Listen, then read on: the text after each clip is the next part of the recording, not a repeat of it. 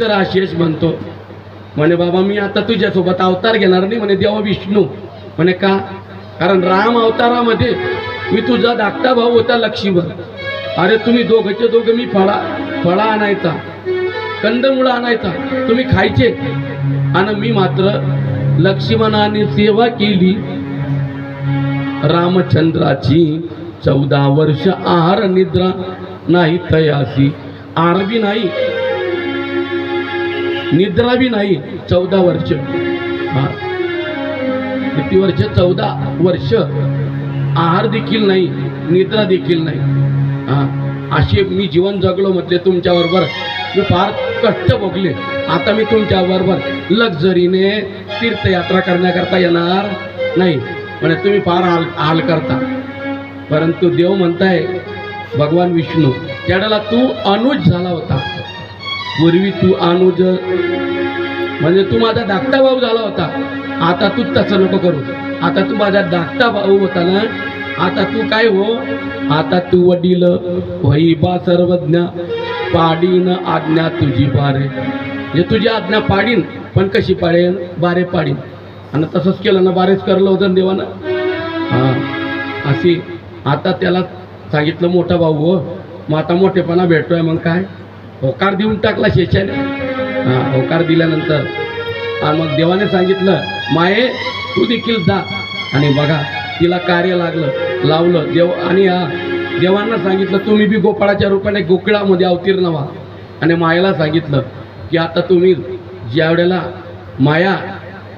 ज्या मायादेवीला सांगितलं की तू जा आणि देवकी मातेचा 7वा गर्भ ज्या वेळेला उदरात राहील ना तू त्याला काढायचं आणि त्याला काढून वसुदेवांचं जे दुसरं कुटुंब आहे ना ते गोकुळामध्ये नंदबाबाकडे तिथं तू त्या रोहिणी मातेच्या उदरामध्ये त्याचं संकर्षण करायचं सर्व सांगून ठेवलं देवाने आणि इकडे कौसाच्या मध्यस्थीने बघा इकडे लग्नाची तारीख निश्चित झाली आता लग्न मंडपामध्ये नवरदेव नवरी वधूवर आलेले आहेत मंगल अष्टक सुरू आहे लग्न मंडपात लग्न लागल्यानंतर बघा ते काही असताना चौरी भौरी ती झाली मग कन्यादान झालं कन्यादान झाल्यानंतर ते जालपुंजन असतं ना जालपुंजन ते जालपुंजन झालं जालपुंजन झाल्यानंतर शेवटी काय असते बिदाई आणि बिदाई होत असताना कौसाचं देवकी मातेवर इतकं प्रेम होतं त्याने त्या बिदाई होत असताना स्वतः रथाचा दुरकरी म्हणजे तो बनलेला आहे सारथी घोड्यांचे लगाम पकडले आणि स्वार्थी बनून तो रथ हाकलतोय आणि नवरदेव नवरी बसलेले आहे वधूवर रथामध्ये अवस्थेमध्ये मंडपाच्या बाहेर रथ निघाला तेवढ्यामध्ये आकाशवाणी झाली अरे मूर्खा कौसा काय करतो म्हटले अरे तू जिची विदाई करतोय मोठ्या प्रेमाने मोठ्या आवडीने तिच्या रथाचा सारथी झालेला आहे घोडे हाकलतोय अरे तिचा 8वा पुत्र तुझा काय करणार आहे वध करणार आहे आणि एवढा शब्द ऐकल्यानंतर मग तो रथ हाकलत बशीन का त्याने काय केलं ते रथाचे जे घोड्यांचे दोर होते बघा ते लगाम होते ते फेकून दिले आणि खाली उडी मारली ना हातामध्ये खडग घेतलं खडग घेऊन तो त्याने मारायला उगारलं आणि तिचे केस पकडून तिला ओढलं रथातून खाली आणि तिला खडग घेऊन मारायला लागला तितक्यामध्ये काय झालं मारावया त्याने हातामध्ये खडग घेतलं आणि हात तो धरिला वसुदेवाने हात पकडला काय करतो कौसा अरे मित्रा ही तर तुझी बहीण आहे अरे स्त्रीवर शस्त्र उचलायचं नसतं ही तर तुझी भगिनी आहे म्हटले तुझी बहीण आहे धाकटी बहीण आहे आणि असं असताना तू आपल्या बहीणचा वध करतो का नाही म्हटले तुम्ही ऐकलं नाही का आकाशवाणीने काय सांगितलं की हिचा 8वा पुत्र तुझा काय करेल वध करेल परंतु हिला पुत्र होईल आणि मग तो माझा वध करील त्याच्यापेक्षा हिचाच वध करून टाकतो म्हणजे हिला पुत्र संतान होणार नाही आणि माझा वध तो करणार नाही त्यावेळेला सांगितलं एक काम कर बहिणीचा वध करून आप कुठं विकत घेतो अरे आता आमच्या हातापायामध्ये बेड्या टाक आणि आम्हाला बंदी खानामध्ये ठेव, म्हणजे तुरुंगवासामध्ये ठेव, आणि आम्हाला जे पुत्र होतील ना ते सर्व पोरं तुझ्या स्वाधीन करू.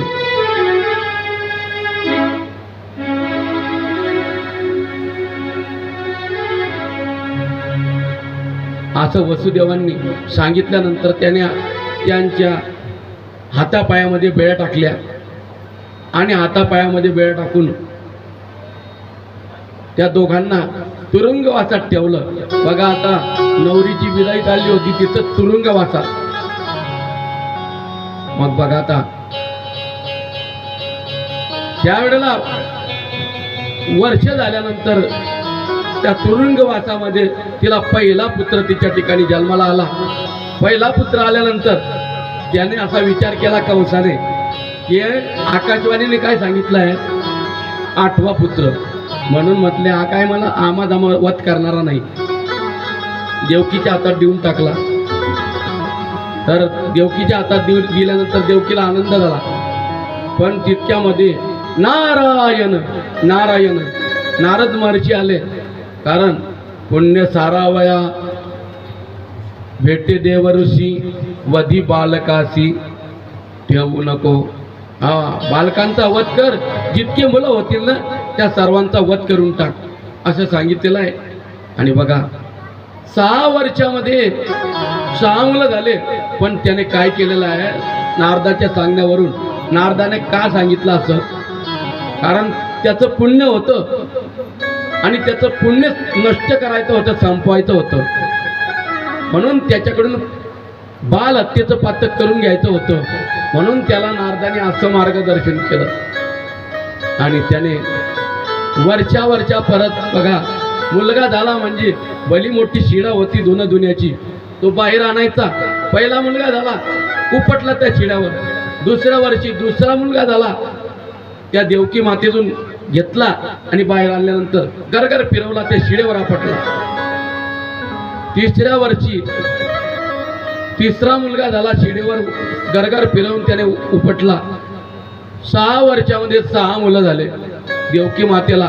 त्याने 6 इमारीत दुराचारी, त्या दुराचारी दृष्टी असणाऱ्या कंसाने 6 मुलांचा वध केलेला आहे. त्यानंतर आता देवाने जसं सांगितलं होतं त्या माया देवीला, आता देवकी माता 7व्या वर्षामध्ये 7व्यांदा गरोदर राहिली. आणि तिच्या ठिकाणी जो 7वा गर्भ होता ना तो म्हणजे साक्षात शेष भगवान परमात्मा, त्यांचा अवतार असणारा संकर्षण भगवान. आणि तिचं त्यावेळेला देखील तिचं तेज लखलखीत चमकायचं.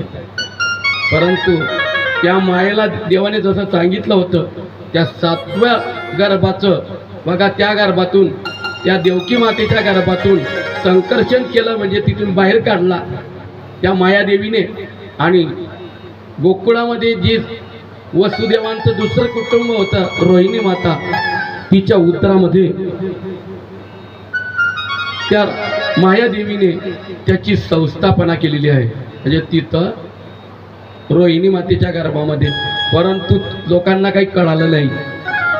ते सर्व जे कौस वगैरे त्याचे जे होते शिपाई, त्यांना असं वाटत होतं की देवकीचा जो 7वा गर्भ होता तो काय झाला, पतन पावला. हा, पण ते कोणाला समजलं नाही. फक्त एक मायादेवीला आणि भगवान परमात्म्याला माहित होतं. त्यांच्या व्यतिरिक्त कोणी का, आता असा कोणी डॉक्टर आहे का या गर्भातला बाळ त्या गर्भात करू शकतो का? पण त्यावेळेला भगवंताच्या सांगण्यावरून मायादेवीने ते काम केलं.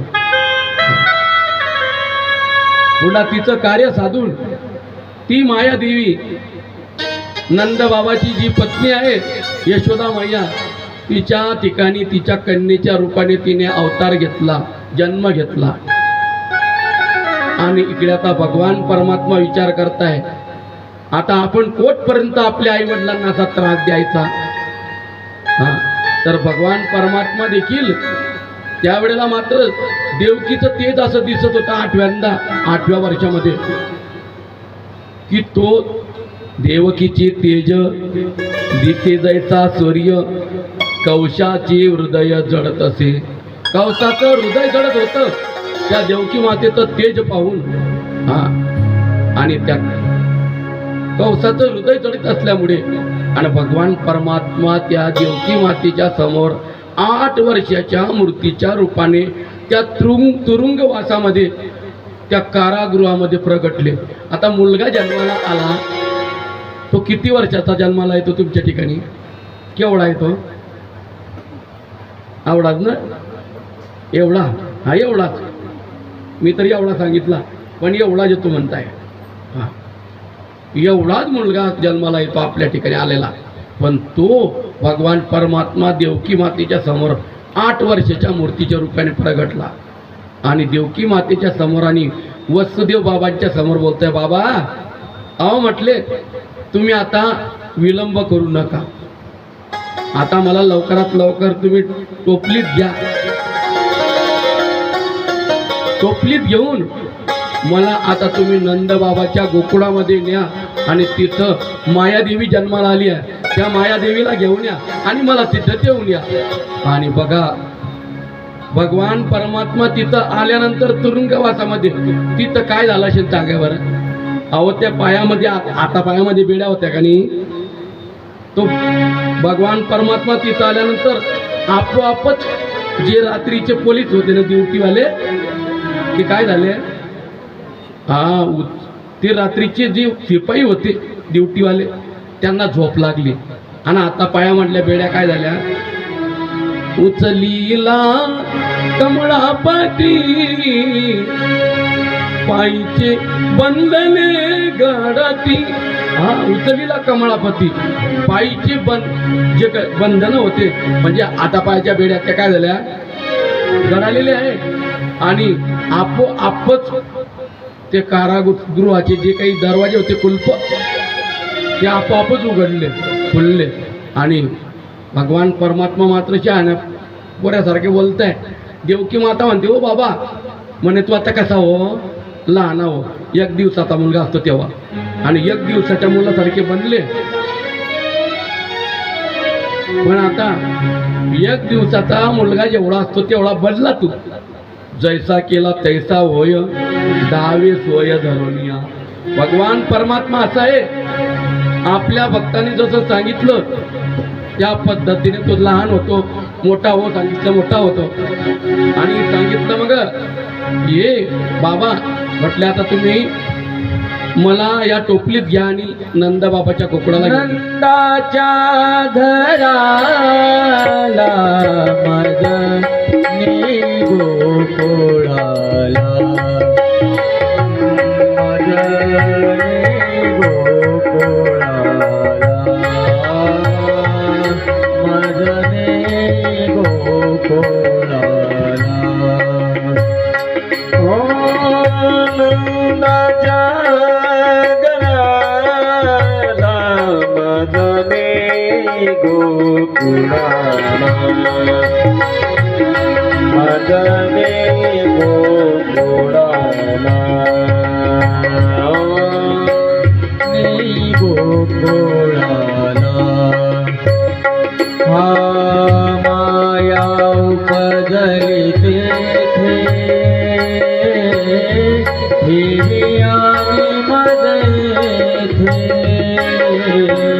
माया उपजली देवी आणि नंदाच्या घराला, नंदाच्या घराला मदनी गोकुळाला, मदनी गोकुळाला,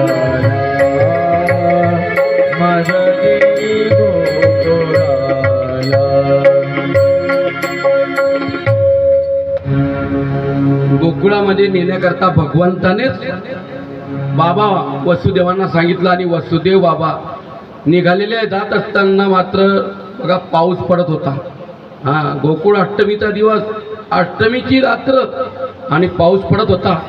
आणि यमुना नदी तोही दोघं काठ बघा फुल भरून वाहत होती.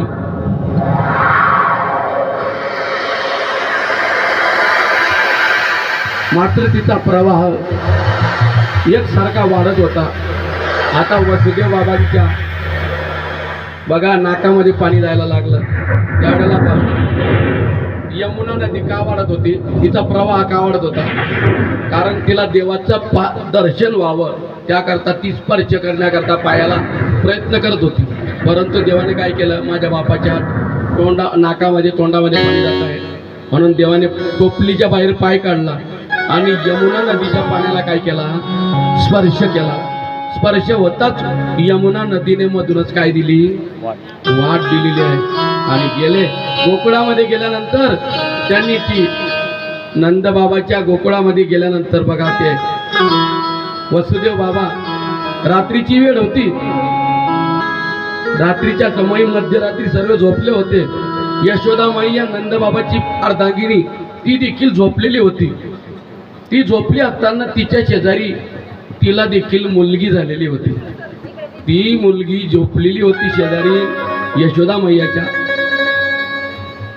वसुदेवांनी काय केलं, त्या मुलगीला उचललं आणि तिथून खाली उतरवलं आणि जो टोपलीमध्ये होता ना परब्रह्म मूर्ती असणारा भगवान परमात्मा, त्याला त्या यशोदा मैयाच्या शेजारी निजवलेला आहे, झोपवलेला आहे. आणि वसुदेवांनी त्या टोपलीमध्ये त्या योग मायेला ठेवलेला आहे. आणि योग मायेला ठेवून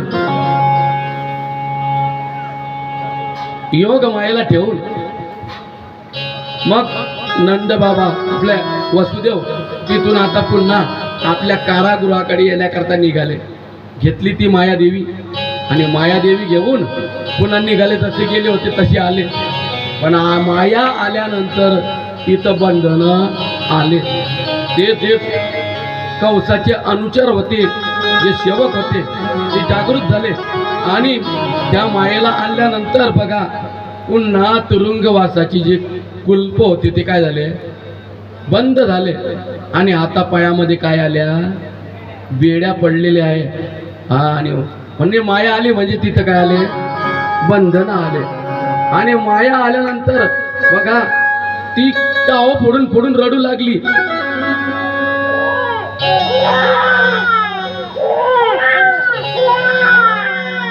रडे माया करिया कांत, रडे माया करिया कांत, रडे माया, रडे माया, रडे माया करिया कांत, रडे माया करिया कांत, रडे माया, हो रडे माया. मने उठती दूत, रामा भाने उठती दूता, मने उठती दूत, रामा भाने उठती दूता. रडे माया, रडे माया, रडे माया करिया कांत, रडे माया करिया कांत, रडे माया करिया कांत, रडे माया करिया कांत, रडे माया, हो रडे माया. रडे माया करे आकांत. मायादेवी आल्यानंतर ती बघा दवाखान्यामध्ये मुलगी जन्माला आली. हे कशाहून समजतं, बघा मुलगा जन्माला आला तो कसा रडतो, या या या असं करतं ते. पण मुलगी जन्माला आली की समजून घ्यायचं की दवाखाना असा डोक्यावर घेते ती दवाखाना. बघा जन्माला येते तेव्हा रडते, जीवनभर बी रडवते बी आणि रडते बी, हे आणा ते आणा. आणि त्यानंतर शेवटच्या वेळेला ती रडते आणि रडवते बी. केव्हा ते विदाई करीत जाते त्यावेळेला, म्हणजे तिच्या घरी जाते ती रडते बी आणि रडवते. कधी काही की बघा एकुलता एक पुत्र असला ना तो वारला तरी बी काही काही बापाच्या डोळ्याला आसू येत नाही. परंतु मुलगीची बिदाई करीत असताना जर कठोरातला कठोर बाप असला तरी देखील तो बिदाईच्या वेळेला रडत्याच्या डोळ्यामध्ये आसू आल्याशिवाय राहत नाही. तिला म्हणतात मुलगी. मुलगी लग्नाच्या वेळेला रडते देखील आणि रडवते देखील. आणि शेवटच्या वेळेला मुलगा रडतो, खरं इमानदारीनं सांगा, मुलगा रडतो का मुलगी रडते? आई वडिलांचा करता कोण रडत? मुलगा रडतो. काही काही तर म्हणतं गेले तरी बापा आम्हाला फार त्रास होता म्हणजे ये बाई ठीक आहे.